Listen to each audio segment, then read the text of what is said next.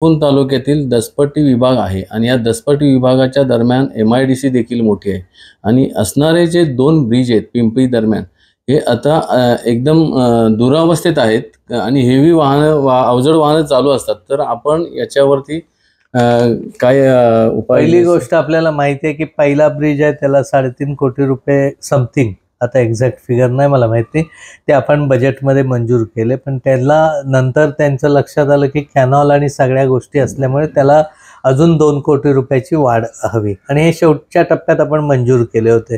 त्यामुळे त्याचं इस्टिमेट आपलं टेंडर होऊ शकलं नव्हतं आणि त्याच्या पुढचा जो ब्रिज आहे तो त्याला जवळजवळ 20 कोटीची गरज आहे.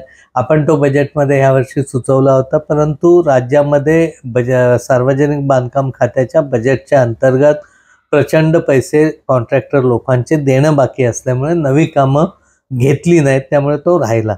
परंतु सुदैवाने या राज्याचे पालकमंत्री उदयजी सामंत साहेब हे उद्योगमंत्री आहेत आणि मला वाटतं 2 किंवा 3 वर्षापूर्वी मी अशा मार्गाने आम्ही ह्याबाबतचे सर्व पत्रव्यवहार, माझ्याकडे ढिगाण पत्रव्यवहार आहे त्याबाबतचा, त्यांच्याकडपर्यंत पोचलो होतो.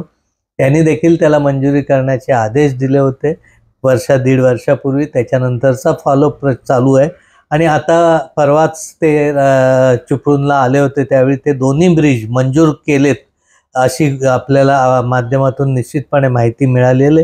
ही अतिशय आनंदाची गोष्ट आहे, कारण आपल्याला माहिती आहे आदरणीय अजितदादांनी दसपटीत ज्यावेळी तीव्र धरण फुटल्यानंतरचे सगळे ब्रिज बजेटमधून घेतलेले आणि आता तर पालकमंत्र्यांना ह्या निमित्ताने मी निश्चितपणे धन्यवाद देतो की हे मोठे ब्रिज त्यांनी ह्या माध्यमातून घेतले.